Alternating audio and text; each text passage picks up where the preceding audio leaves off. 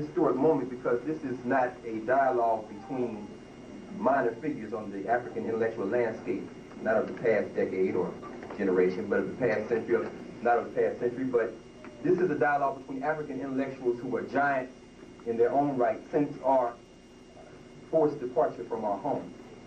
And with that, what I want to do is, first, I guess, set the ground rules if they're agreeable to the gentlemen. I have your permission, Elder, to continue, I take it. Yes, sir. Dr. West, ready to go? All right. And in the words of Dr. West, or Patricia Williams, and I think it was the Village Voice Literary Supplement, October 1992, there's going to be no voyeurism here. We're at home. This isn't Rashawn. This isn't any place else where they're non-African. This is a family discussion. We want to engage in a full and frank critical dialogue. With that in mind, let's get down to business. As Dr. Bingham said, let's be frank. Come on, the ground rules. We'll have opening statements, Dr. Clarke, Dr. West, briefly, and then I have several questions that I prepared, and then we're going to open up for the crowd. So my name is Greg Carr, graduate of Tennessee State University. I did come through here, but Tennessee State's the only one I claim because it's a black college. I'm on the executive committee of the Association for the Study of Classical African Civilization, so that lets me know right there I'm a cultural nationalist, so maybe kind of rough, right? It's going to be all right. All right. Doc, look, no, he's been engaged with the best. I'm at Temple, but I'm not an Asante Temple. Oh, so we're gonna work like that. You understand? No liberal integration is needed. It's critical. All right. And in all fairness, now I want y'all to know why they, one of the reasons they asked me to come and moderate this debate, because in addition to sitting at the feet of Elder John Henrik Clarke for a few years, critical the ethical dimensions of Marxist thought, American invasion of philosophy, genealogy of pragmatism, both the new volumes that you had, including Keeping Faith, all that stuff been read, and I ain't saying I understood it all, but I was working with it, so sit down. All right. Ground rules. As I said, Dr. Clarke, Elder, if you want to proceed, and then Professor West, and then I'll come back to the mic, and we'll start stripping and see what's there.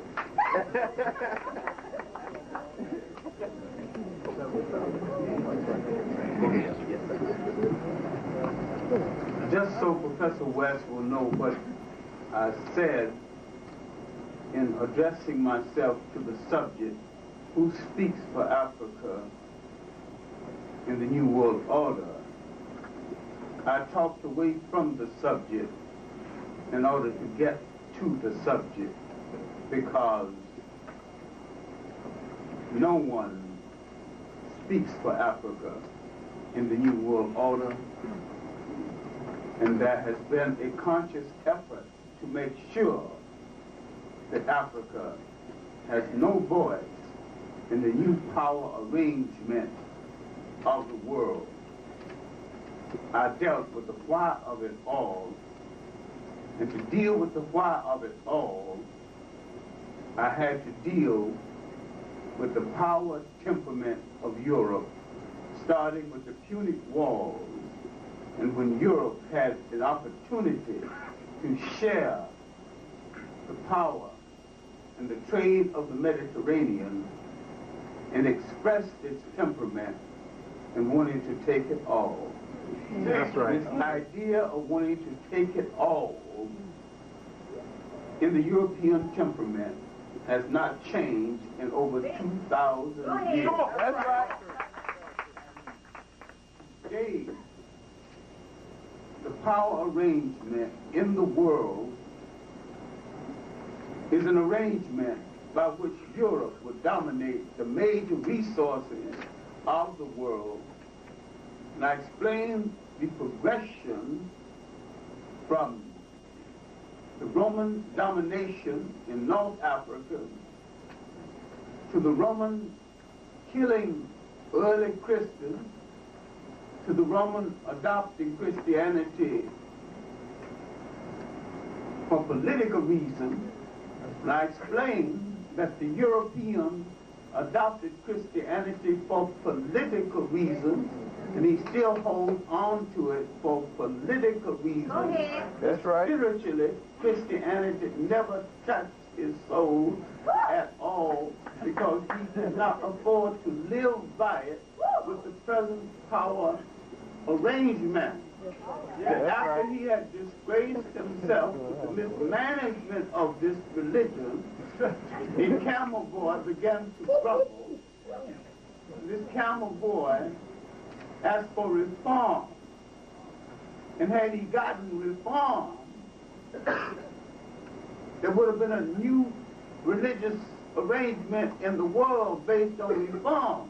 But failing to get reform, he asked for a new religion. This new religion was Islam. The Africans, thinking that by joining Islam, they would get the Romans off of their back. And they were right, they did. But the Arabs replaced the Romans on their back. I explained the African political and cultural naivete going back 3,000 years. But now, with the decline of the second golden age in Egypt, with the rise of Islam, a third golden age in the inner West Africa, called the Western Sudan, began to develop with independent African states such as Ghana, Mali, and Songhai. And while the Arabs and the Africans pushed the Europeans back into Europe, Europe eventually began to rise again during the Crusades, another form of European fakery. It had nothing to do with spirituality. And after the drain on that treasure, the Crusades, then the drain on that treasure with the famines and plagues, then they discovered information preserved by the Africans at the University of Salamanca in Spain.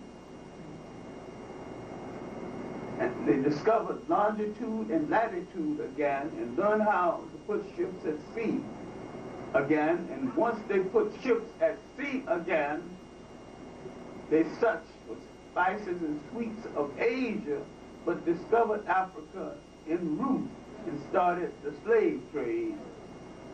And then, starting the slave trade, they needed a rationale for what they had to do to the Africans or wanted to do. So the Pope, in an argument between Spain and Portugal, said, you are both authorized to reduce to servitude all infidel people. That's right. They declared the African an infidel, outside of humanity, outside of consideration. Dehumanized him, therefore clearing their conscience for the slave trade. That's right. They did not want part of Africa. They wanted it all. Now, the scattering of the Africans throughout the so-called New World, the development of the plantation system in the Americas, in the Caribbean islands. Africa was without spokesman, and I dealt with that. 19th century, when in the Caribbean islands, and the free man in the Caribbean islands, the free man in America, with Frederick Douglass and Highland Garnett, Samuel Ringo Ward, dynamic ministers of the first half of the 19th century, the first half of the 19th century in the Caribbean islands, and in Brazil, where the Africans had revolted and brought into being two states, Palmeiras, Bahia, that now we see Africans away from home trying to establish their own new world order. And this went on until throughout the end of the 19th century, the establishment of independent black churches, independent black institutions, the Africans fighting colonial wars to restore their country. So collectively throughout the African world, the Africans was making a statement about the new world order. And that New World Order was predicated on the concept of the restoration of his nationhood and his manhood and womanhood. So in the United States, that also brought into being the Negro Convention movements, the Amina conferences. We are the meetingest organization in this people. All the people. Organized around almost anything. But we came into the 20th century with great voices trying to bring about a new world order for African people, and that is to put African people together after that Holocaust. And putting them together, we started an argument that needed not to be an argument at all, whether we should follow Du Bois, whether we should follow Booker T. Washington. And we forgot that both of them were right. That's right. Yeah. Both of them were right in different ways, given their time, given the environment that produced them. So in the middle of the 20th century, with the civil rights movement began to develop, the rise of Martin Luther King, the rise of the African independence explosion, with the aftermath of the 5th Pan-African Congress in Manchester, England, 1945, is planned, the African freedom explosion. Africans had begun now to assert themselves for an African world order. They were not asking, as Du Bois and others had asked previously, let us have the kind of education that will equip us for independence. They were saying now, we've got that kind of education, we want it now. Teach. This ultimately led to the independence of Ghana. Whites got frightened because they couldn't control the mental wealth of Africa. That was the basic wealth holding up Western economy. That's right. So they had to start destroying African nations one after one, beginning with the instigation to destroy Nkrumah, Lumumba, and from the top of North Africa, they had to destroy Arab Pan-Africanists like Ben Bella and Nasser. Yeah. Until today, you don't have a single Pan-African head of state any place in Africa. You don't have a single African head of state running an African nation in an African manner. You don't have a single African who would dare to worship an African traditional god in public. They have African bodies and European minds. That's right. Idea was to express the need now to study those giants of the 19th century who did express the desire for an African world order based on African values, not European values and European needs, and to seriously study whether Europe is worth following, inasmuch as Europeans are now turning on Europeans. Right. And I asked them to seriously study a political opportunist and a Johnny-come-lately called Karl Marx. And I suggested there might be some division between the Karl Marxists and the Groucho Marxists.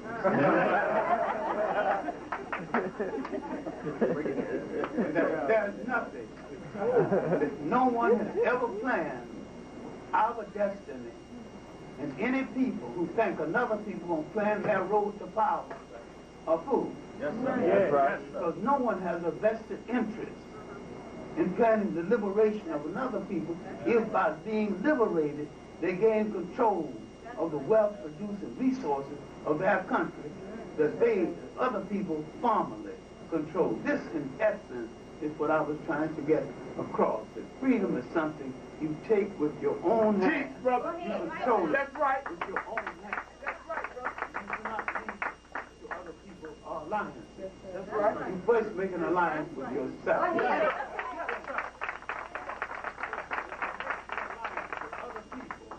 You make it based on what is convenient. And when it fails to work for you, you break it. Because it no longer works for you. Teach, brother. I said we have to introduce our people to reality. Oppression has taught us to live in a world of sick political fantasy. We have to come out of it and face reality. This, in essence, is what I was trying to get at.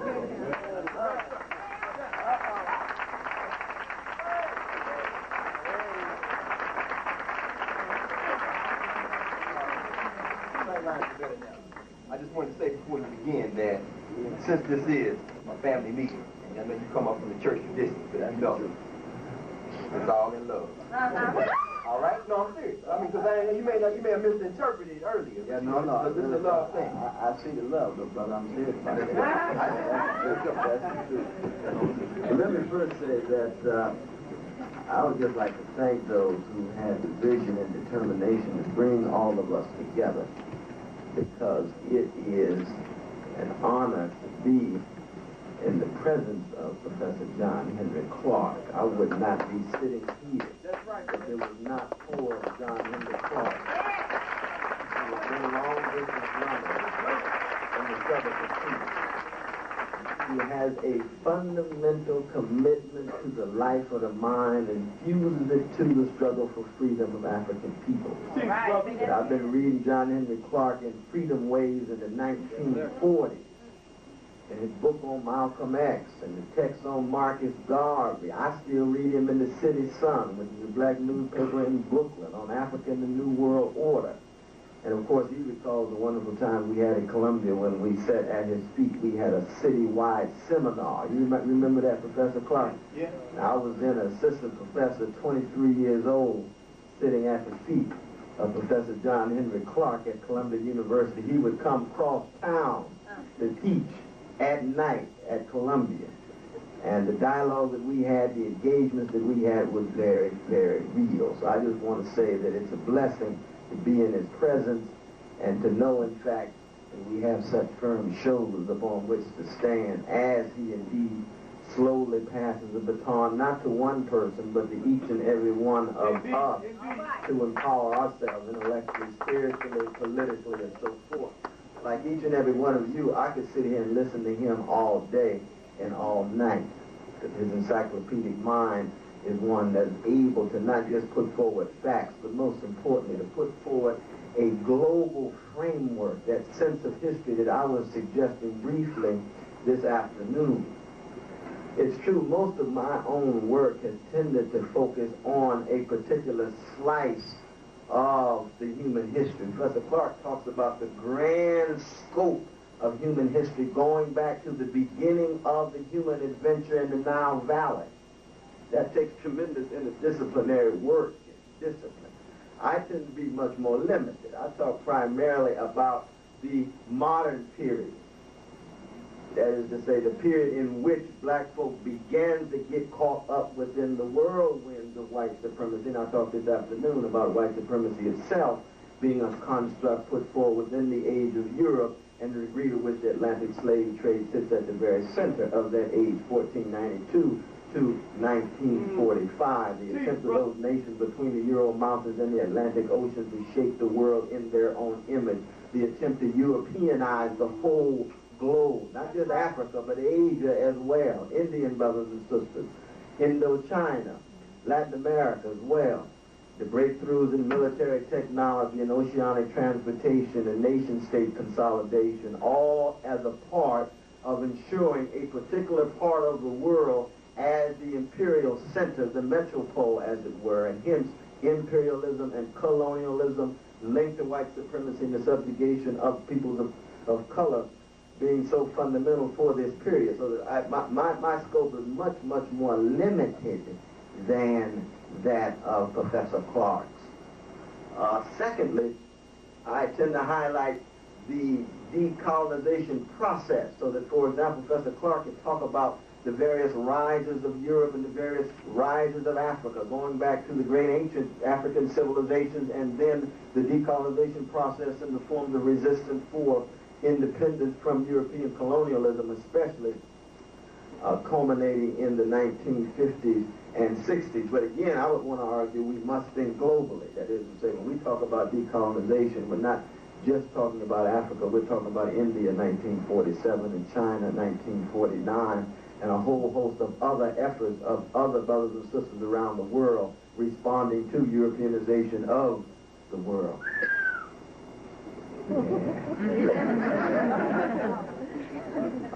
And most of my work has been on the third, not just the age of Europe ending in 45 with the mushroom clouds over Nagasaki and Hiroshima and the concentration camps in Europe itself. Europe, a devastated and divided continent, now dependent on the United States and the Soviet Union. And not only the decolonization process that Professor Clarke alluded to earlier, the Chilamumbas and Nkrumahs and Tourés and others, but the degree to which the USA moves to the center of the historical stage after 1945. And like Europe, attempts to engage in the Americanization of the world. The age of globalization with transnational corporations, IMF, World Bank, creating a global workplace and a global financial network and a global cultural bazaar centered in that entertainment information supergiant called the USA, but connected to other powers, Japan, Britain, Germany, and so on. And the question then becomes, well, what in fact do African peoples in different places, Brazil, Jamaica, Ethiopia, Harlem, south side of Chicago, do in light of this context? And that, of course, is the fundamental challenge for me. And I think what's probably most controversial, I just love the brother introducing this, the issue is that for me, you see, I'm one who tries to take seriously the prophetic elements within the African Christian tradition, because it was in fact the black church that served as a major institutional response to the absurd that African people had to come to terms with. And it was an Africanization of that Christianity, no doubt. But it had elements that warrant serious criticism, but it also had ways of preserving black humanity. I talked this afternoon a bit about those guttural cries and wrenching moans and visceral groans that are still at work within black music today. So it's very difficult to overlook the degree to which the black religious tradition in all of its complexity was a crucible by which black folk could preserve sanity. And I still build in part on that tradition, especially with the musical component of that tradition.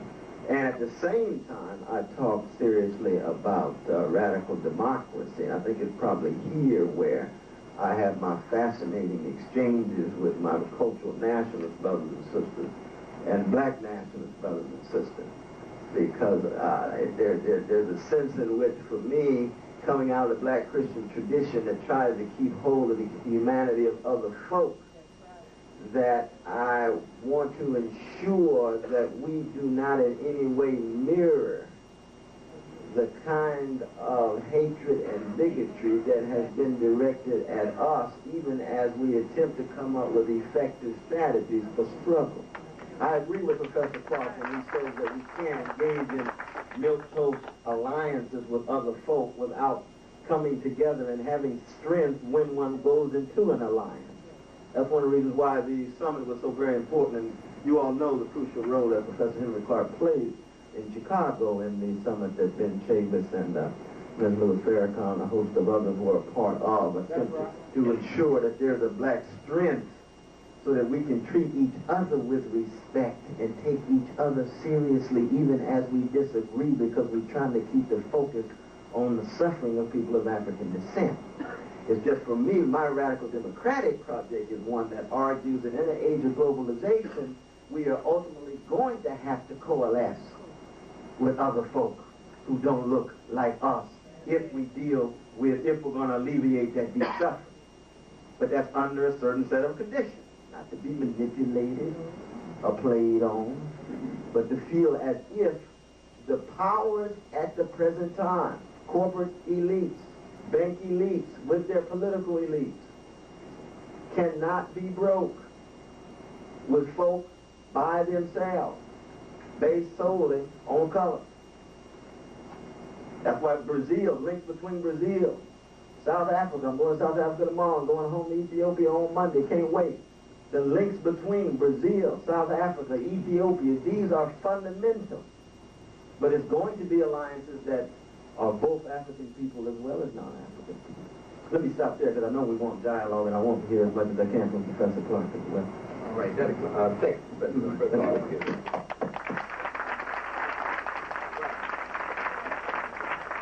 So much, and I have questions directed to each one of those, but let me see if I can ask one and then get your response and then get Professor Clarke's response kind of tied together.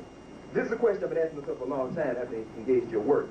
Let me preface it by saying that Sheikh Joke argues that there must be three things for African people in order for us to galvanize the people. First, the historical continuity, which means classical Africa up through the present moment, which in turn, for Sheikh Joke, generates a historical consciousness, which in turn gives us a sense of purpose for the future. That's basically putting it. And of course, you know, Sheikh Joke himself rooted in a lot of Marxist thought.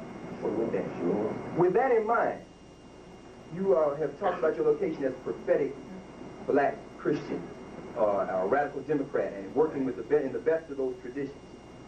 From a historical perspective, when we think about the historical continuity of African spirituality, beginning in the Nile Valley with Ma'atian ethics spreading through Central and West Africa and so forth, this whole notion of xenophilia, welcoming strangers and humanizing in and of itself, how do you reconcile the strict cosmological and axiological context out of which African spirituality emerges, the strict belief system that wouldn't dehumanize anybody, with the principles of radical democracy, particularly when you fuse them with the pragmatism, which, according to some people's argument, doesn't believe in the unifying principle of the world. In other words, how can you be an African Christian and a Marxist at the same time? Yeah, and then got Clarke. Appreciate that, yeah, appreciate that question. I mean, one is, I'm not a Marxist in the sense that... Radical Democrat, I'm sorry. Yeah, radical Democrat.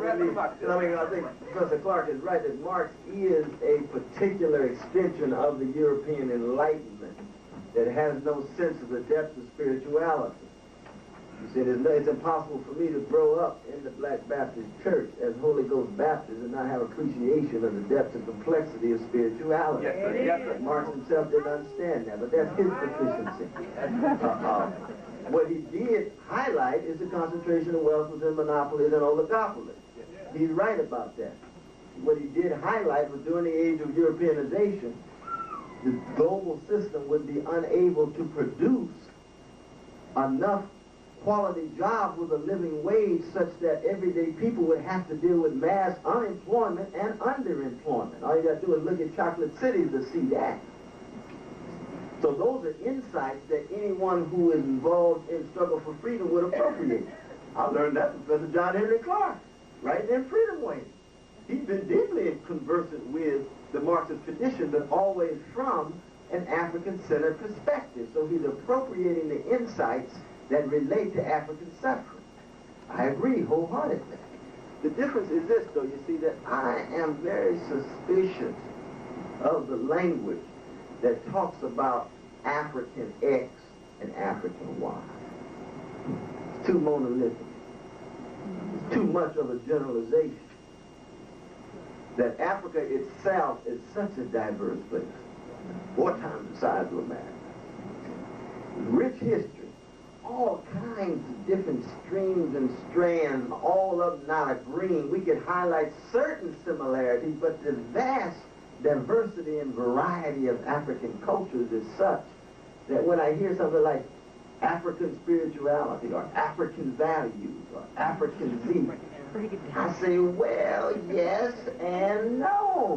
What do we mean? Let's be historically concrete and specific here. And of course, that's what we're going to do today. Very historically concrete and specific. But I just want to throw that out so we can move in that direction. I think we must realize The European personality and his cultist desire for power walks his personality to the point where the real practice of Christianity and democracy is alien to that personality. When you look at African societies, before the interference by the European and the Arab, there are faults, of course. But look at the fact that African societies had no word for jail because no one had ever gone to one. Yeah, that's right. Had no social agencies such as insane asylums because no one had ever gone crazy. There was some humanity in African societies that prevailed within the society itself, that emanated from the structure of the family. It had built-in judge and jury. I was reluctant to come to the conclusion because I have such a love for all the people on this earth, had. It was hard for me to arrive at the conclusion that there are some people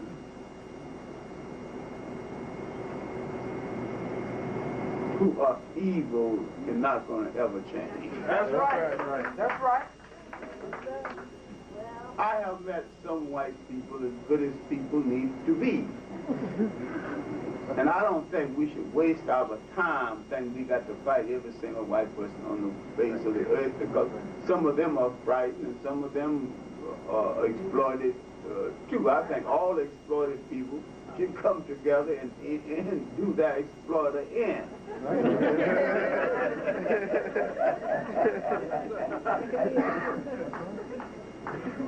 But it's not just a black and white thing all the way. It might well be based on a vague concept of class. And if you read Sheikh Anta-Diop's The Cultural Unity of Africa, That's right. he never said that all Africans were the same. But he said there's a strain running through Africa that gives Africa a kind of unifying development in spite of the diversity and the difference between one part of Africa and tried to do me harm, and they thought I'm more valuable to them alive. So they asked me for my own safety, don't come. And I respected that. But I think Africa is hooked into Western Christianity, and Western Christianity is a myth because the Western man is incapable of being a Christian. I haven't met anybody. Teach, brother. Remember now, slavery was brought into being by Christians. Read the Capitalism and Slavery. Read the first 3 chapters. How the church sanctified and sanctioned the slave trade. Read the book called Catholicism and Slavery. Right. Read Basil Davison's work,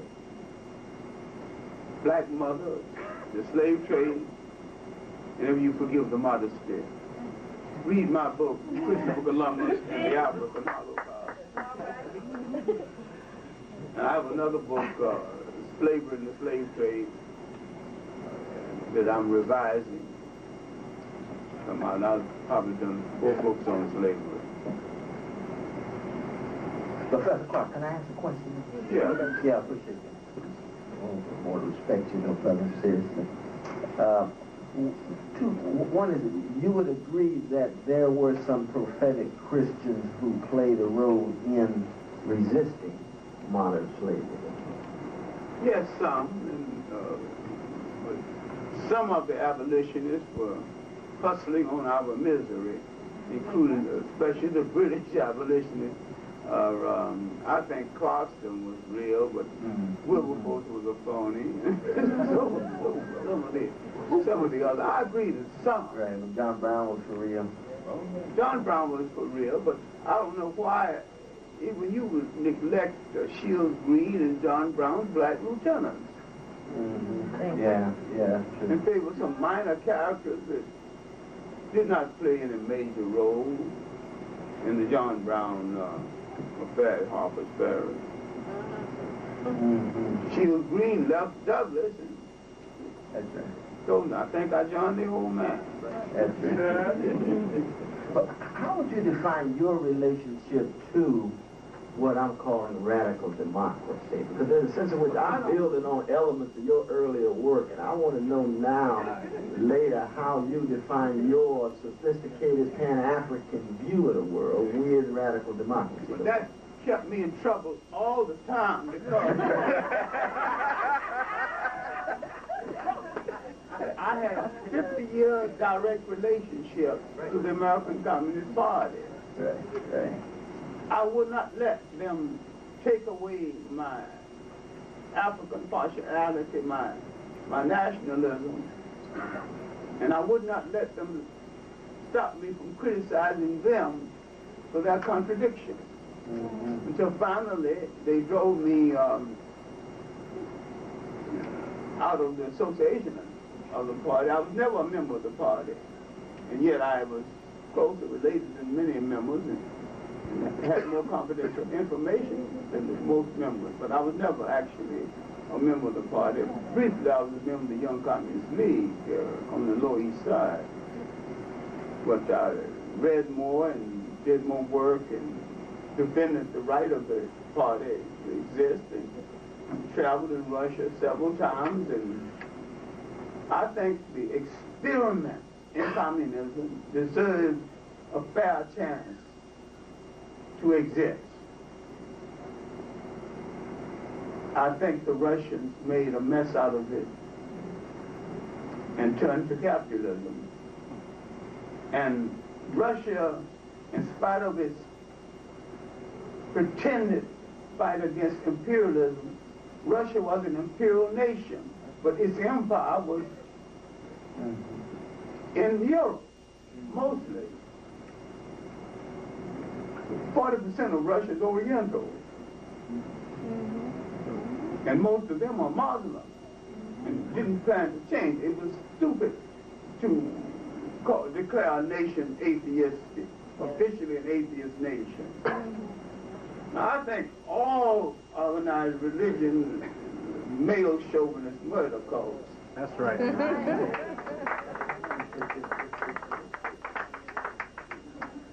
I'm a strong spiritual human being because all organized religion has let itself be used by foreigners, fakers, and fools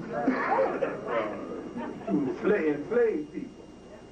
And I say this is irreligious to let religions do an ungodly thing. That's right. But I don't think, had Russia had the intelligence of letting these different outlying colonies keep their religion and their culture, they would have objected less to Marxism. And Russia could have kept her empire had she not tried to impose a monolithic communism on all the people within the empire, especially the Oriental section to the south. Russia is now doing what she was criticizing England and the United States and the imperial powers for doing. Literally killing our own people. There was some discrimination in Russia against Africans, and many Africans taking Russian women home was found dead on snow piles in Russia. Because, you know, we're sweet talkers wherever we go. That's right. I was at a hotel in Russia. And all the Russian men, this girl was a former ballet dancer. She hurt her leg, so she was now handling the newsstand. And all the Russian men was coming there talking to her and talking. She couldn't see them for nothing. And how this album get this barber in Russia, I don't know. So his barber was parked outside, and he got sweet talking to this Russian girl, and she closed that newsstand and was gone with him, gone. Brother, I don't know what you said. Some of these apples, a little too bold for some of these Russians, and not discreet at all. And so that wasn't appreciated. I've seen them walk by the Lumumba University and call that the zoo. So Russia was not without discrimination. As for whether Russia was anti-Semitic, I don't even know what a Semitic is, and I don't think the Jews know it either.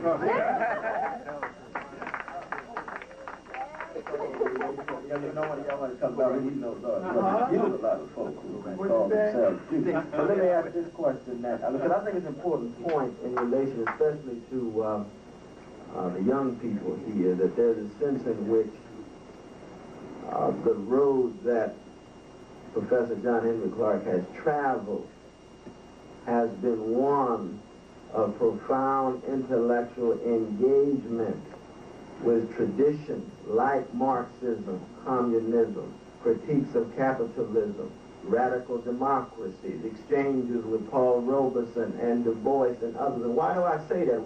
Because I think there's, at times, you all correct me if I'm wrong, there's a tendency to relate to his particular nationalist dimension and not recognize from whence it comes. He is not a garden variety nationalist who has not grappled over his life with capitalism, communism, issues of class, patriarchy, gender, and so on. And so it's very easy at times for folks to invoke John Henrik Clarke because he is so rightfully well respected, but not understand the fire, the brook of fire through which he had to pass as a serious intellectual freedom fighter who engaged Marx and Engels and Lenin and right on across the board, as well as the radical democratic tradition. Is that a fair characterization, Mr. Clarke? That's fair, but remember, Yeah. I was born in Union Springs, Alabama, son of a sharecropper. I grew up in Columbus, Georgia, where my father worked in a brickyard or fertilizer company. He made $12, $15 a week. In 1 week, he made $18. And being his oldest son, I had to count the money. Then he would lecture me on perseverance. How, look what you can do in this country, boy, if you work hard. $18 in 1 week. Now, you know, you tipped the head waiter more than that. One night out, you tipped the waiter more than that. That's true. I mean, so the idea of working hard, most of the people got the money in this country don't work hard. Some of them ain't working hard. That's right. All right, I grew up in, I left home because I couldn't stand my stepmother when I was 14. I lived in a boarding house. That was another kind of house. So I got all kind of experiences of poor people, with poor people. There's an imbalance in the society. I see too many people who don't work at all with a whole lot, and too many people who work like hell and ain't got nothing. Communism offered me a place to examine the society, to see what was wrong. I examined the society, found some things wrong, but I wasn't, what communism failed to understand, it gave me the capacity to examine them too. And I did. And subsequently was thrown out.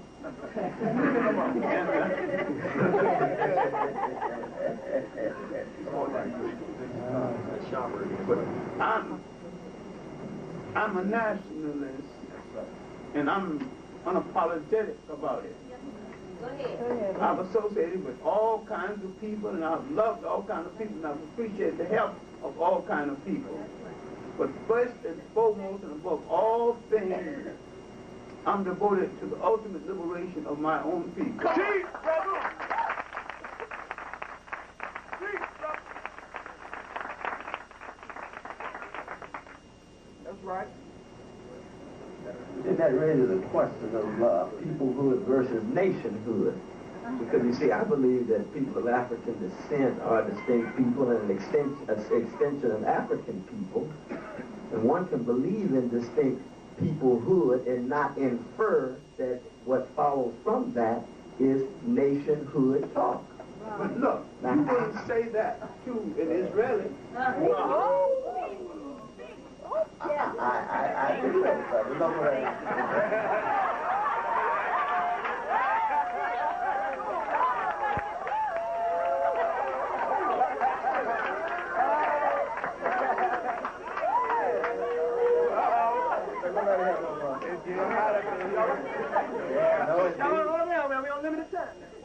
No, we go ahead. We got good time. Oh, we got good time? But, no, I think that's very important. Everybody in the world looks to a historical place of origin. That's right. Well, Why are we questioned when we look back? That's right. yes. Blacks tell you how you look, but don't tell you who you are. Every people on this earth, when you dress them by their proper name, that name must reflect land, history, and culture. Yes, sir. Yes, sir. And you call them out of their name. There's no black land or black or black bill.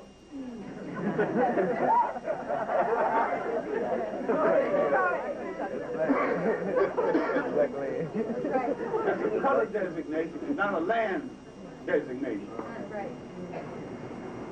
Why are we the only people deprived of a land designation? Italians can be in America for 5 generations and never go to Italy. Ask them who is. I say, I'm Italian. He don't say, you say he's Italian American. He said, I'm Italian. German, same thing. I'm German.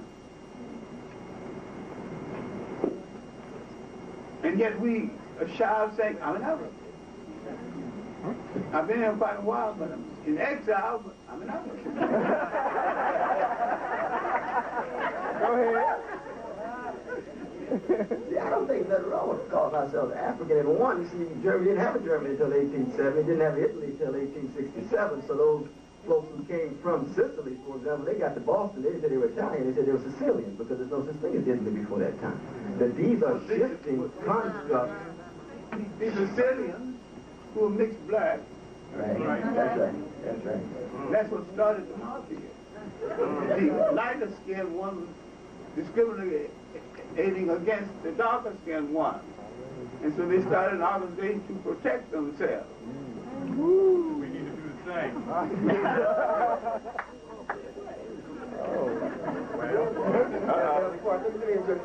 Could I just one more question? Oh, sure, but I just want to interject on your work while you sure. In keeping faith, I believe in the introduction, you talk about the spiritual trip home to Ethiopia with your wife, and you discuss your increasing interest in that African tradition, your home, your second home.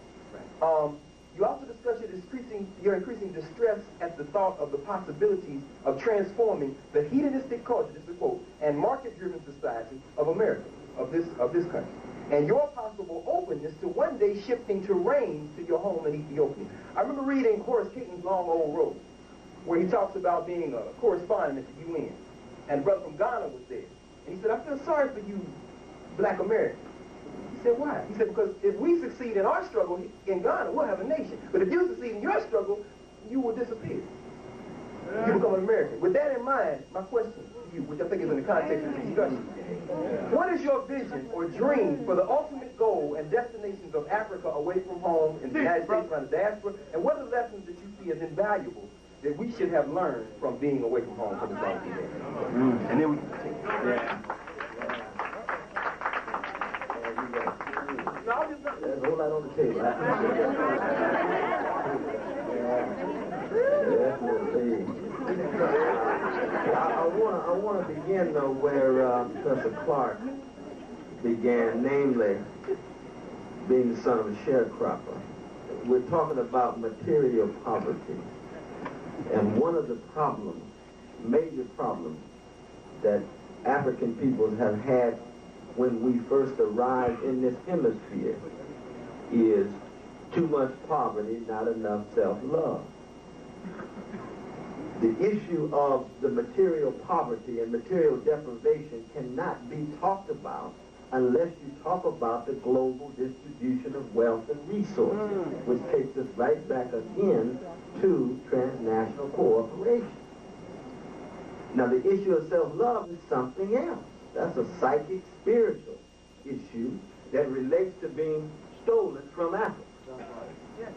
What we have done as a people of African descent has been to make and remake, invent and reinvent ourselves as a particular extension of African people in light of our sojourn here in this strange land. And so when I reflect back on my own identity, for example, when I go to Ethiopia every year and stay for 2.5 months, as much as I love Ethiopia, I still miss the black music that I don't hear there. Because Luther makes a difference. Coltrane makes a difference. Monk makes a difference. There's no monks in Asabala.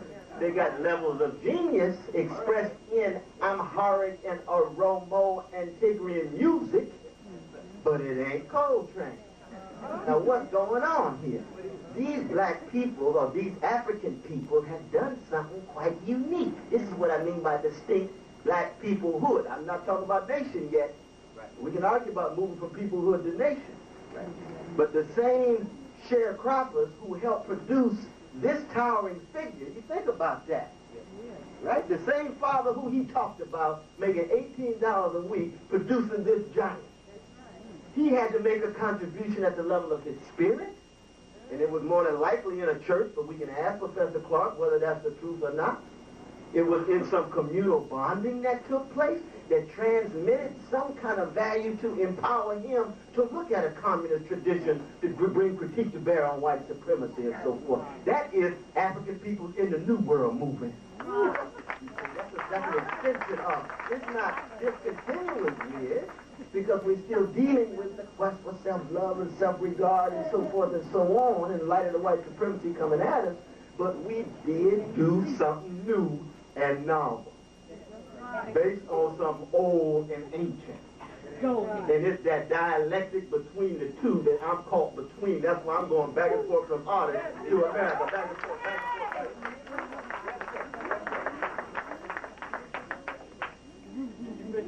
Yeah. Go ahead, that's all. No, I have no self-love problem, and I think this present generation, most of the black youth and miseducated black who are confused have a problem with self-love and self-identity, and they're caught up into what I call the NACP syndrome. That's right. That's right. You got to get close to white people and soak up something through osmosis. You know, just sit next to them and you'll be better. Ride a bus across town, you'll be better. And just to be with them, be close to them, you're acknowledging the fact that they got something you haven't got, but they don't have anything you can't get. And a lot of these kids in Jim Crow schools excelled and went on to the best schools, but with the introduction of so-called integration of Bag of One, that's right. We began to dismantle our stores, little hotels in our communities. That's right. They wasn't towering hotels, but they were clean and generally run by a black woman we always called Big Mama.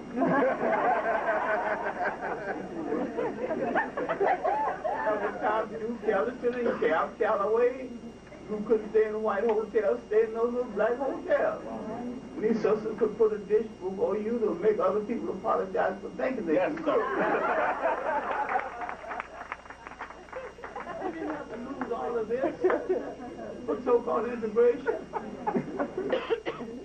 We missed the point. There used to be a black grocery store on every other corner, and you could get a little credit, you ain't got no money, you know, he'll wait till Saturday, you get your money. He was part of the community, he belonged to your church, and so he know you ain't going nowhere, he ain't going nowhere.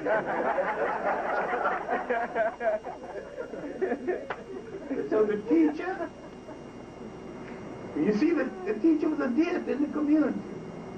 You see the teacher, you talk your little nasty talking, and you see when somebody sits there, shh, that's the teacher. What? Polish your little manners up, you know. Teacher come out, you bow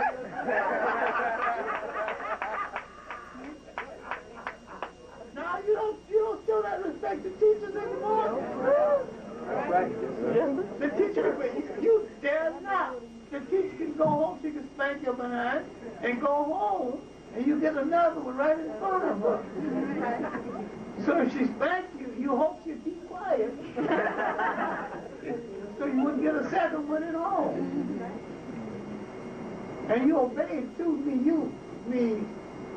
there was something going family-wise in the community. And I liked the idea of growing up in a community where, though I was poor, I didn't like the idea of being poor, but such that we had was shared. And people had great expectations from you. I carried golf bags and around, of course I lived near Fort Benning, Georgia. Eisenhower was a major and Bradley was a major studying in the infantry school at Fort Benning. At the time, I used to carry for Eisenhower, I used to carry for my brother. I never liked Eisenhower at all. But he tipped 15 cents and Bradley tipped a quarter. That made a difference.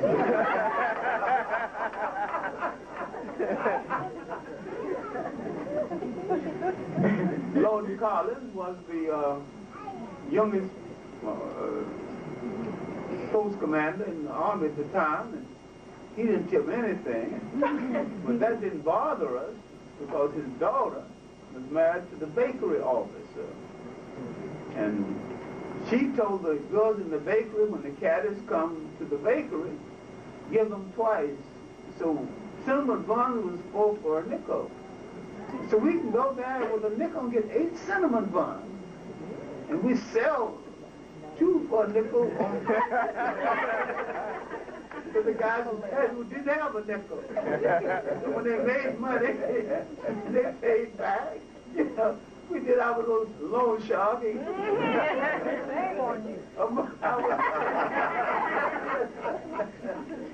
So now, I grew up poor. I had a rich background. Yes.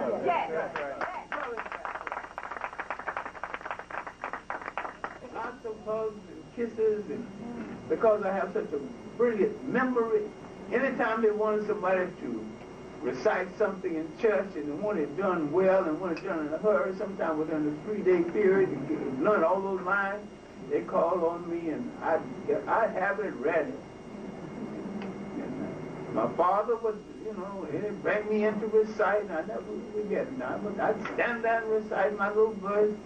Jesus be, may I be like thee, look from heaven and pity me, oh so full of sin I am, though I'm just a little lamb.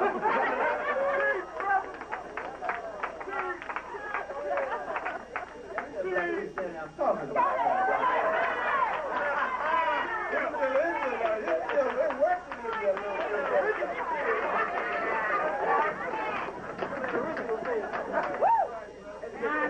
What do I know about sin?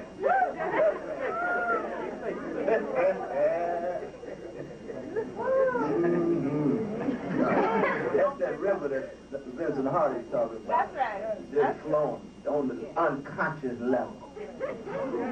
70, 60 years later, he still remembered every word of it. That meant that he had some folk who loved him so deep and affirmed him so much that even as the launching pad that the black church constituted and moved him into cosmopolitan stratospheric space, he could still have those roots. And I tell you, I mean, for me, that's one of the reasons why when I think about Afrocentrism, again, I think about John Coltrane as well as John Henrik Clarke, because you have somebody who has such deep roots in the African practices in the New World, but still is able to branch out and embrace a variety of different traditions and things. But I'm still unclear about why you hold on to the nationalist designation. I hang on to the national. It's very natural, very to hang on to something that you can claim.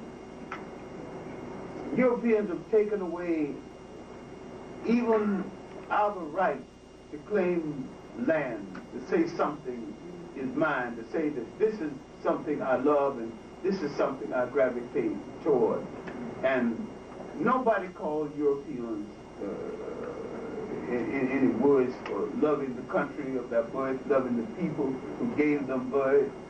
And we're the only people who attacked along those lines. Nobody has dealt forthrightly with the fact that a European people belatedly converted to the Hebrew faith. All right?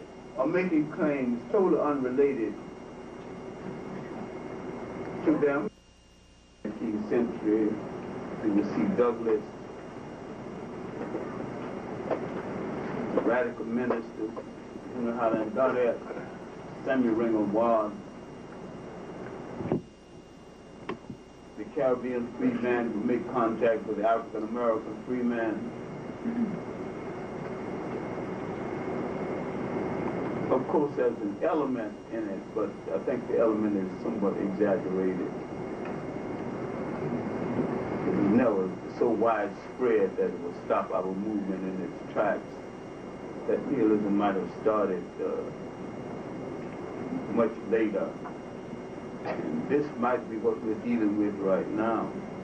All right? And if you bring it up front, then it might be more true to the present scene than was to the 19th century scene. If you read a book called Man of Mark, look at the pictures. That 19th century black man had courage, he even looked courageous. You look at the droopy 20th century black man, he's apologizing for being alive. That's right.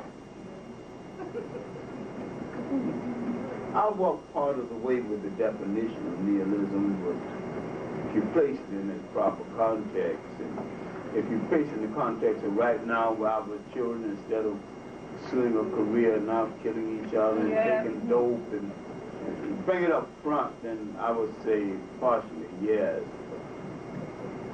That 19th century needs to be dealt with when we were swinging, we were hitting back at something under great odds, producing men and institutions in spite of it. We don't have much to apologize when you think of what we did against those great odds. Producing novelists, producing writers, out of it would come a Delaney and Robert Campbell. At the end of that century would come Bishop Turner and stuff. Oh no.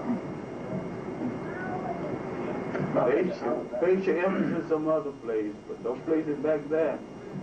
Yeah, we talk about the contemporary situation. Well, we still got a lot of young folks swinging. But what is accented more so is all of us struggle against nihilism. Black folk always struggle against nihilism.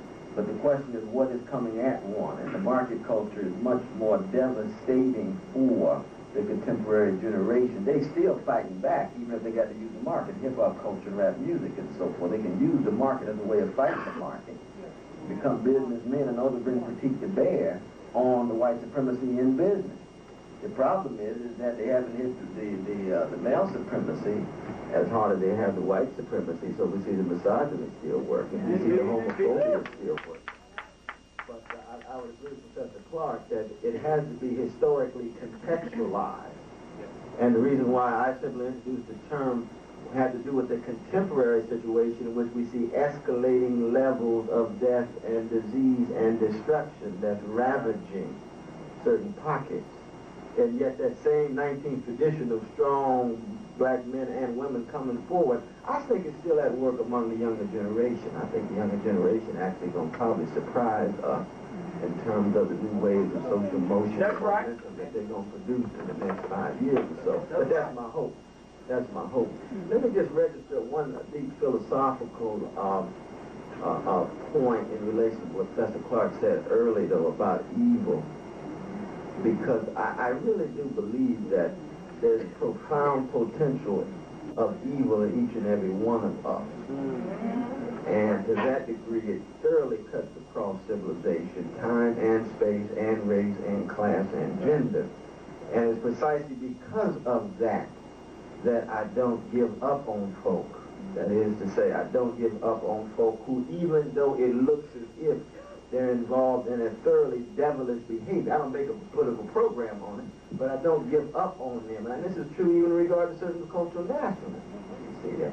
That is also true. I mean, you know, Professor he's undergone some fundamental transformations and metamorphoses after going to captivity and jail and so forth. You see, he's in process just like everybody else. That's the reason why I'm in dialogue with Minister Louis Farrakhan, Al Sharpton, and others, because they're human beings who are in process and who are open to being pushed in the same way I need to be pushed. Right. And so just from a Christian point of view, I always give folk another chance. That don't mean that you're not critical of what they did, no doubt. But at the same time, folk can surprise you sometimes if you don't give up on them. And this is part of the genius of the Elijah Muhammad. Teach on. He was able to look at folk everybody else that gave up on and said, I can actually provide some new being for you if you get in on the program. Look at Brother Malcolm down there in the cell in Norfolk thinking he ain't worth a dime, still selling drugs on the inside. And Elijah said, no, I'm going to turn you around, little brother. Indeed, indeed.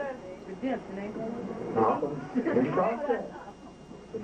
That doesn't mean that, and I'm not really refuting so much Professor Clarke, but I'm trying to provide a certain framework such that the process of folk can be affirmed even as we tell the truth about them in terms of where they were or where they are. Teach on, brother. Well, my give up patience is a little shorter than Professor West.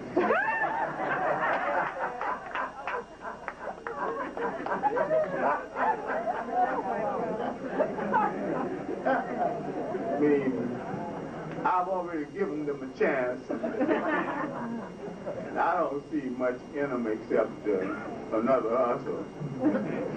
And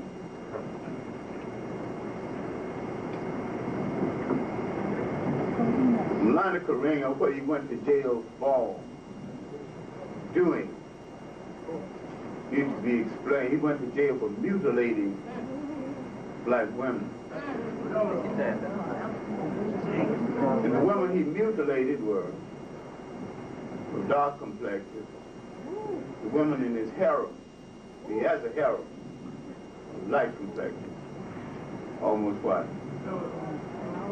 So in addition to having an ego problem, you might have a color problem too. Come on, break it down, bring it home. He speaks well, he performs well. We have to make a distinction between these academic vaudeville shows. Give us knowledge.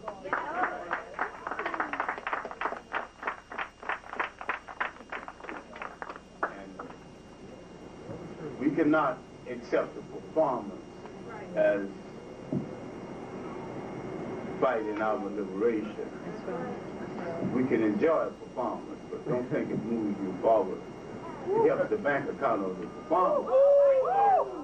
So, I really think Karinga is more of a performer than anything. I don't see anything enlightened coming from him. I like Al Sharpton personally because he's something that is useful in history. He's an alarmist. That's right, brother. That's right. You got courage too. Alarmist solves no problem. But they call attention to problems in such a way they won't let them leave the agenda until someone else tries to solve it. So they serve a purpose with that big mouth, the articulation. Yes, sir. They point to put that fire out, put that, do that one, do that one, you know. Otherwise you go to sleep on the problem. Indeed. But the alarmist won't let you sleep. Until you do something about it. Give me $1, give me that. Yes, $10 here, $10 here.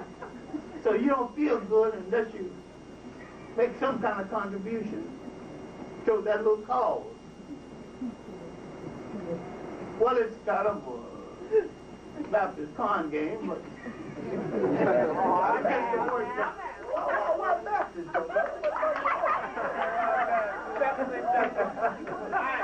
grew up a Baptist. I was a Baptist Sunday school teacher. There it is. And I enjoy the Baptist faith, although I think they're the loudest and the wrongest.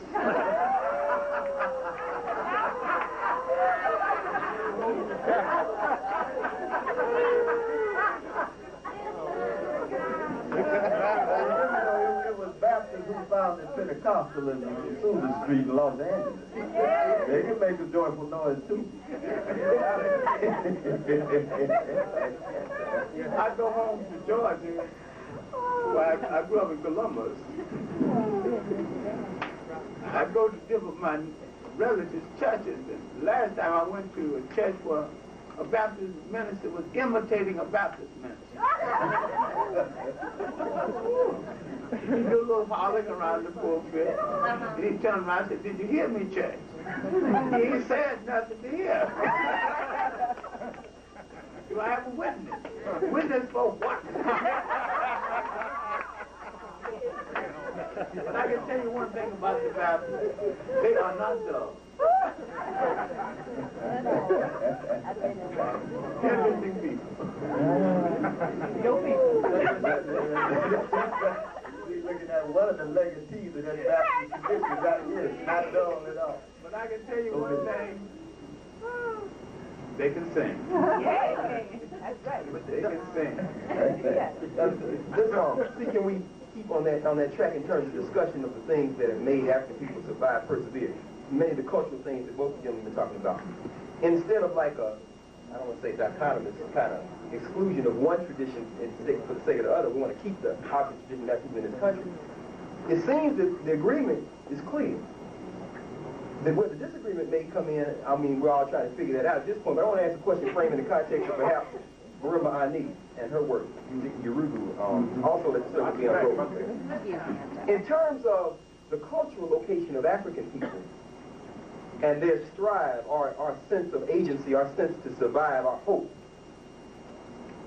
through the encounter with the absurd, at what moment do we lose that sense? Could it perhaps be a moment of cultural connection with a cultural tradition that does not belong to us? And then the extension of that in the future as we deal with nihilism in this era. The question I guess I have is, how do we look toward the future to solve the problems in the African community? And maybe perhaps some of those problems could be solved by dealing with the culture of African people, which seems, at least, I know Dr. Myers was sitting there a minute ago, I guess she had to, I don't know where she went, but she could say a lot better than I could. She's done a lot of work in this field. The African cultural tradition, not a monolith, certainly, a dynamic process, but one with underlying cultural unity. And I'm sure you know you've done the reading about the objectification of human beings, the separation of subject and object we see in European thought, and maybe not seeing that prevalent in African thought. And I can only speak about classical Africa because we learned the language. It seems like you can't talk about a culture until you learn the language. So in learning the language of Medu Neter, hieroglyphics, it's clear that many of these concepts we see in Europe at least through the interpretation that we try to get of Medu Neter, instead of we had to use Gardner and the Europeans at first, but we moved beyond that using our dynamic acting culture in this context to then analyze the Nile Valley, don't appear. So how do we solve the problems of nihilism with some of the cultural strengths that you've been talking about, both of you gentlemen, because it seems like y'all agreeing on that in terms of African culture being very, very prominent in our solution.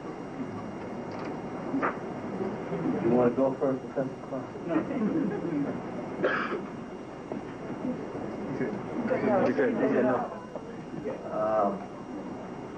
I think there's a number of different levels to look at it. I think the important thing to keep in mind that anytime we look at language and cultures, it's always important to highlight the particular period, historical context.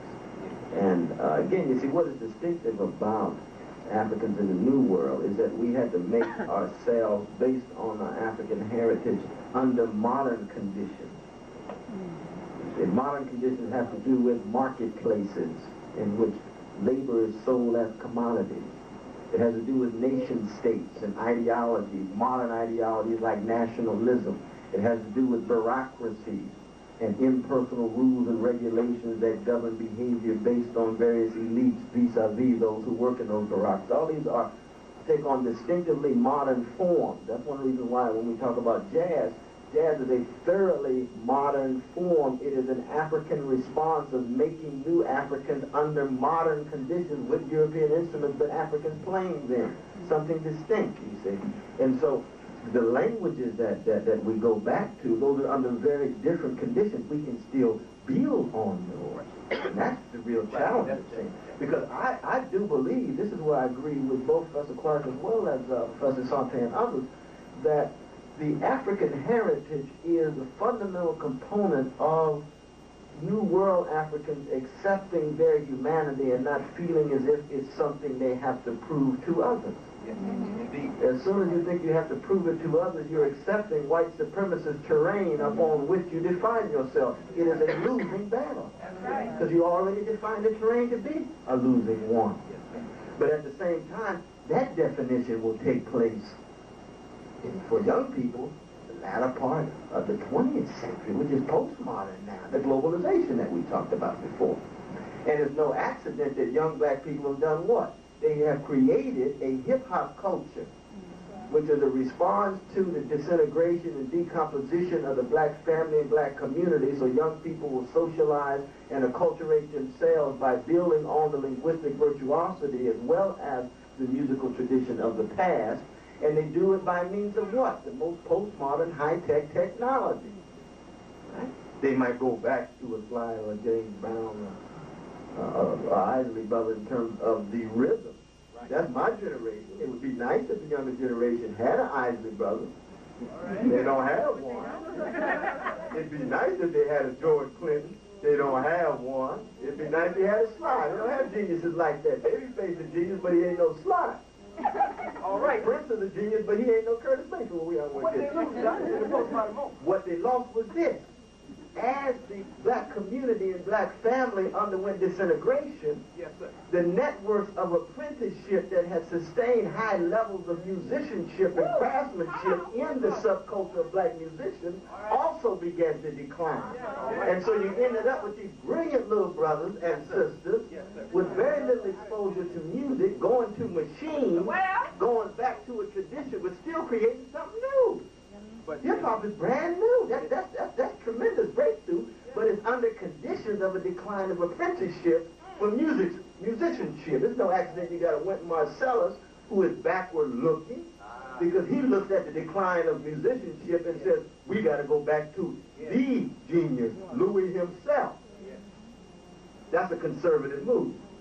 I don't believe jazz ought to be backward looking. I think it ought to be both backward and forward looking, so I got to struggle with Wynton. But I understand he's responding to a hip-hop culture that itself is not exposed to those high levels of apprenticeship that one would have seen in Georgia where Professor Clarke was in terms of the blues singers coming out of that church and the ways in which they learned how to engage in multi-layered vocalization that would allow an appreciation of a Sarah Vaughan. Ain't no Sarah Vaughan these days. No, sir. Anita's tough, but she ain't Sarah. Everybody know that. And I'm not saying this to put folks down. This is a particular reading of a particular moment in life of the black community, which is in partial decline and decomposition. We can bounce back. We've had moments before when this was the case in black music and black culture and so forth. But it depends on what we do. Yes, sir. And what do we do? I just want to see it, Chris. Well, one of the things we do is part of that historical continuity that you talked about, that sense of history that I was talking about this afternoon, is that Professor Clarke's been alluded to, but in a critical manner that keeps track of the class, gender, sexual orientation as we go back. No question. Because each and every one of those groups in the past has played a fundamental role in contributing to the vitality and health of the black community. Yes, sir. Absolutely. Ain't no doubt about that. You can't talk about black music in the church and downplay black gay brothers. Come on. That's right. You can't do it. You can act like he might not be. But he is speaking to your soul when he plays that piano. And you don't give a damn what he did that night before. That's right, brother, that's right. It's true. You'll preach a little bit, brother. No, I ain't gonna Don't get loose. No, that's true. That's true, bro. That's all right. No, and it's real, and that's certainly true with the women as well, you know. Very much so. So this is a matter of, again, I mean, I like what Professor Clarke said when he just said, let's just deal with the reality and not deny what has been and is going on. We can't conceive of black culture without James Baldwin and Auntie Lois. Alexa Hughes. Or maybe Billie Holiday. You can't conceive of black culture without it. I couldn't be sane without Jimmy Baldwin. You know, I might not kiss the same folk he kissed, but I can't remain sane without his production. He cut that thing. Go ahead. But I'm sorry, going No, that's good. No. Good to go. Very often we forget to remember what comes down to us through the historical memory wavelength. Having traveled a great deal in Africa and listened well, I've encountered the origin of spiritual and the blues being sung in Africa, with Africa not knowing exactly what the hell they were doing. All right. I was at a wake in Africa and among the God people, and they were singing the tune of the spirits of certain laws, but they're singing in their language. And once I acted like a silly American. Why did you people get that song? Why did you people get that song? Finally, they took me to that king called the Garmentia. He said, you know, Mr. Clarke, according to my information, your people left here about 400 years ago. I said, yes, and according to our tradition, we've been singing this song about 500 years. He looked down his nose and said, now, Mr. Clarke, why did your people get this song?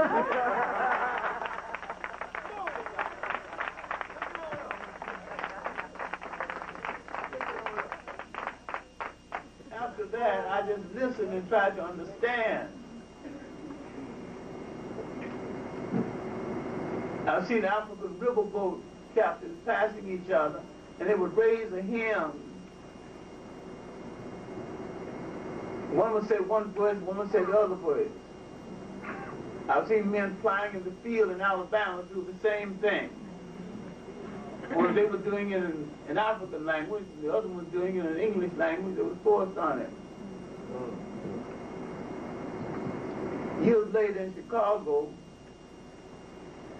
I had the opportunity to attend a rehearsal with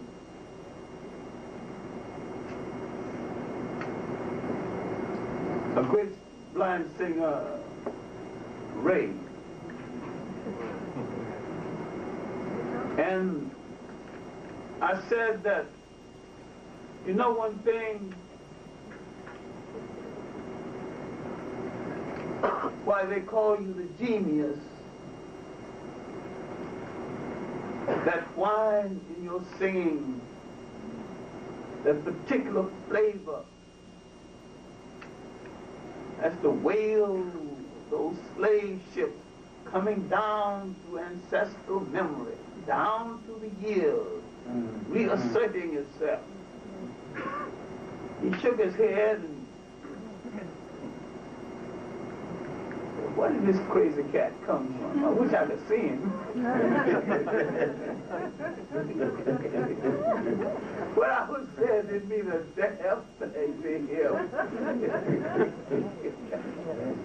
And yet, the man is a genius. Oh, yeah. Anytime a man sings Georgia on my mind and wants me to make me want to see George Strait.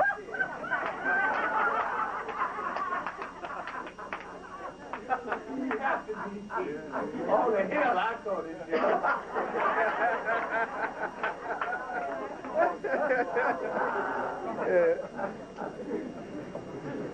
As a people, so many of us are natural geniuses. That's right. And don't know it.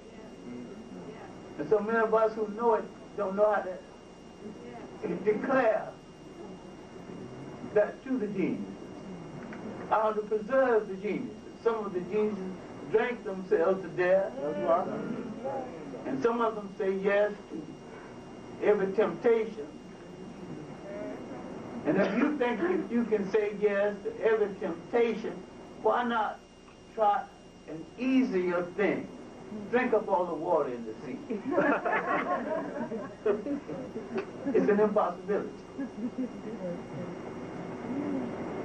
But if we think we have lost our connection with Africa and we decry Africa, we have to remember that every time you try to get away from Africa, Africa reaches back and claims you. Through your so-called hybrid culture, I'm using a word that I don't accept. I'm using a word because a lot of you like to believe it. Right. Through your so-called hybrid culture, you think you'll become an American. Ain't nobody wanted you to become an American. You ain't born here to become an American. You ain't born here to be a citizen. That's right. Go ahead now. You think that you're no longer African. That's right. A bigoted white cab driver can put all of you in your proper frame of mind. You don't care whether you're in Africa, whether you're from the Caribbean islands, or whether you're from Africa, or from Georgia. You don't care whether you're AKA or Delta or an L. You ain't gonna pick up none of it.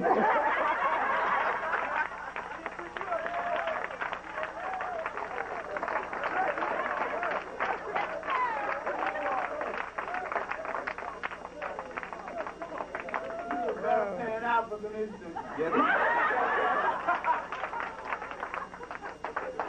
Although you don't like none of you, you think of all of you as what you should be. One people. All Africans and all rejected by him.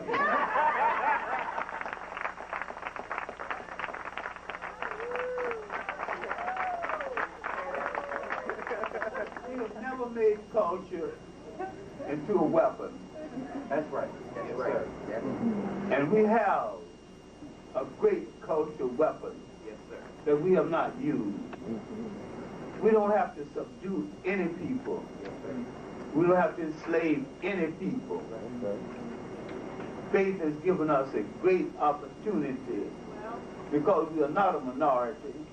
We should never answer to that name. Indeed. That's right. That's right. When you put all of us together in Africa, Caribbean islands, South America, the Pacific, Africans in India, we number 1 billion people on the face of this earth. Suppose we start an industry based on our numbers. Look at how many people we can put to work. Now suppose Martin Luther King had really followed the Gandhi example. That's right. That's right. Gandhi went home and took off all those British tweeds and sent his people back to base. That's what it is. Back to the spinning wheel. Yes, sir. Today, India has one of the largest fabric industries in the world. How about that? We have to go back to basics. Thank you. Making our shoes, making our clothes. Loving the things we can do for ourselves. That's right, brother. That's right. I propose one solution that one sister tapped me on the shoulder and told me, "This gonna get hell knocked out of you if you keep this up." I suggested, because there's so many brothers and sisters, you know, a little depressed, I suggest we start a hugging brigade. You see a brother and sister down and depressed, just grab him, give him a good hug. I like that. You see, you might hug the wrong person.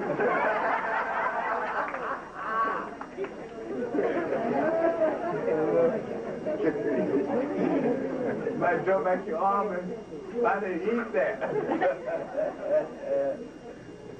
But in all honesty now, I'm very glad that Professor West and I had this dialogue. Now, we're never going to completely agree with each other, and that's not significant. That's right.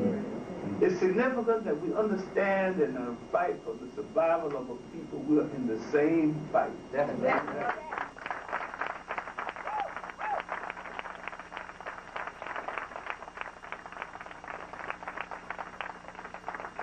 What we will differ is on methodology.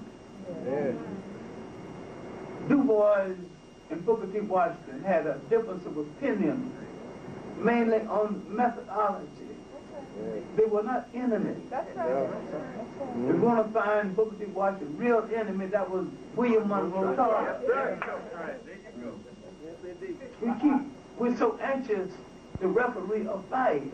We referee a fight that didn't take place. Now, I differ with Professor West, and I differ with the black conservatives because I don't know what they're trying to conserve except their miserable obscurity.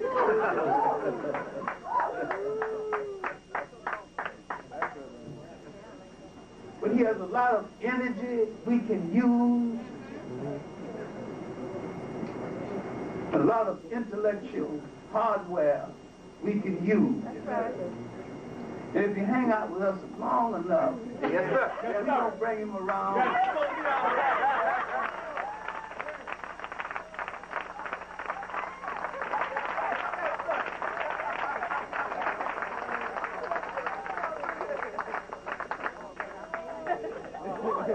All right. Good family. Let me say this, though, that one of the wonderful things about Professor John Henrik Clarke is that he has a sense of humanity such that he can be down to earth 1 minute and be encyclopedic the next. And that, for me, is in part what it means to be an African intellectual. Yeah.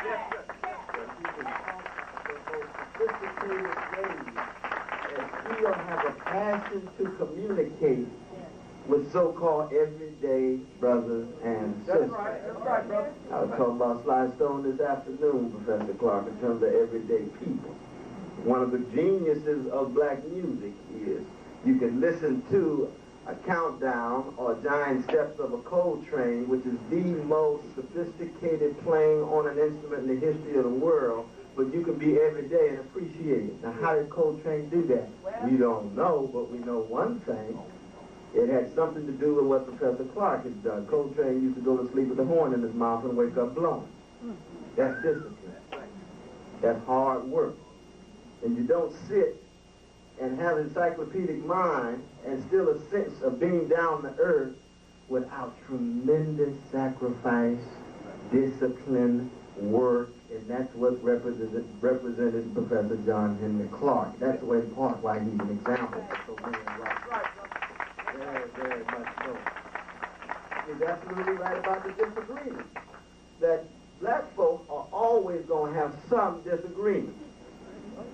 Partly because human beings have disagreements, but secondly because there's always a sense in which we want to move in improvisational ways such that we don't just produce sameness all the time. And the question becomes, do we keep the focus on something bigger than us?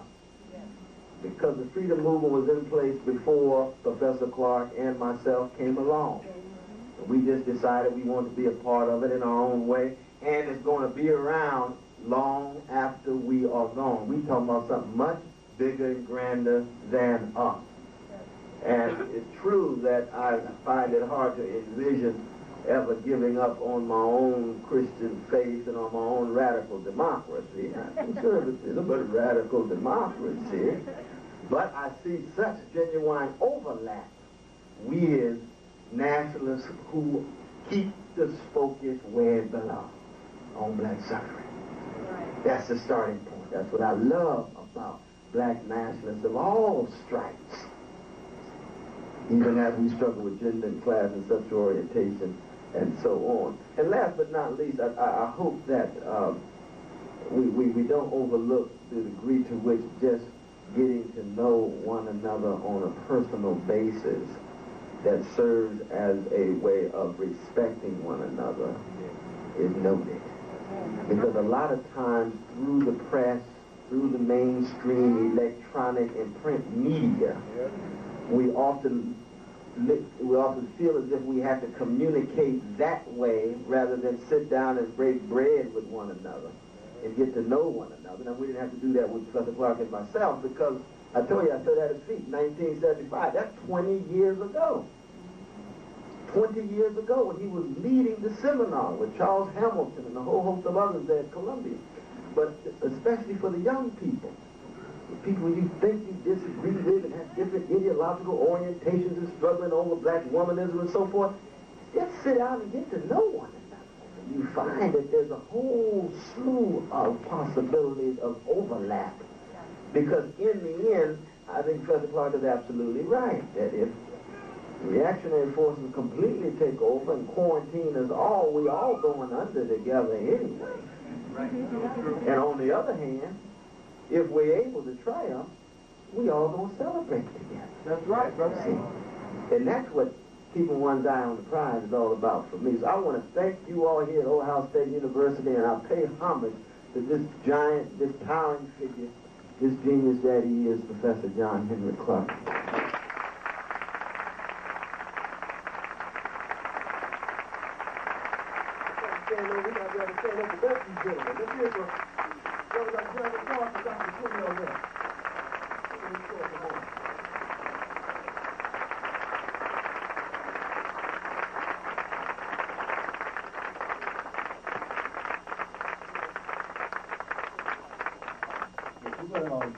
Just a couple of quick announcements. Well, one thing, the plaque that Dr. Clarke received, we tried to give him one in 1992 when he came and dedicated the Father of the Schomburg Research Room, but we had his name misspelled. Henrik was misspelled. Of course, he took the name Henrik in recognition of the social protest literature of Henrik Ibsen. So we ceded those traditions with it. But we got it right this time, and it was symbolic of the fact that one of Dr. Clarke's famous quotations is, of course, history is a clock by which we tell our special time of day. It tells us where we have been, tells us who we are, and most importantly, it tells us where we must go and who we must be. Dr. West, on behalf of the Africans assembled here, I thank you. My nationalism will certainly has been and will continue to be very well informed by your excellent critique. I want to give you this copy of the New Republic. In case y'all haven't seen it, it just came out. This is a family discussion here. This man, Leon Wiesenthal, The Decline of the Black Intellectual, attacked Dr. West in a way that I haven't even seen Malati Asante or John Henrik Clarke, even when Skip Gates called him the grand practical philosopher of the Nile Valley School. That wasn't as vicious an attack as the people who paid Skip Gates to write for the New York Times have made on you. And I'm going to give you this because, you know, I forget the photocopy. I want you to have it because I want you to read that. Aya Mubarak is going to come up and make an announcement about the leadership symposium, but these two Africans here stand for all of us, and certainly to be Bell Hooks and to have Patricia Williams or Marimba Ani. We don't want to leave the sisters out, because we got to have that Ma'ati balance. I don't see that in the West. That's African. I got to speak for Ma'ati. So if you want to come on up, thank you, brothers, really. And thank you, Larry, Cultural Center, for this family discussion.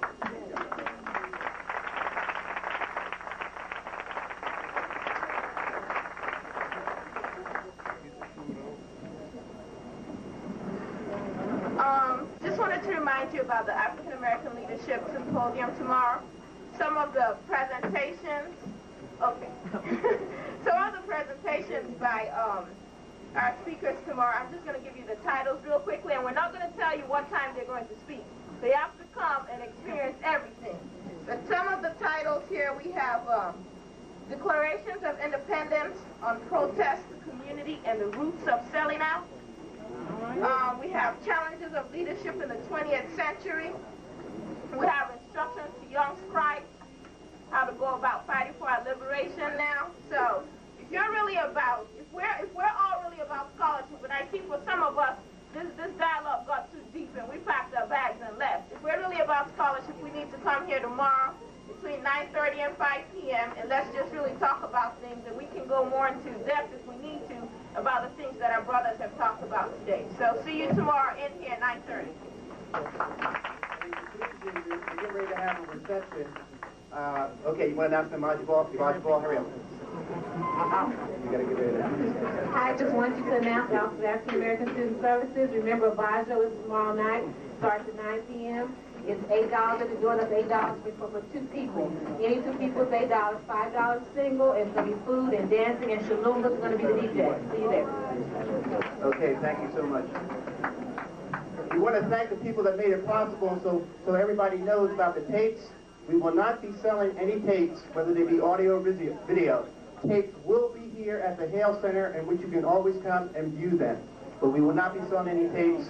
We do have it for archive purposes.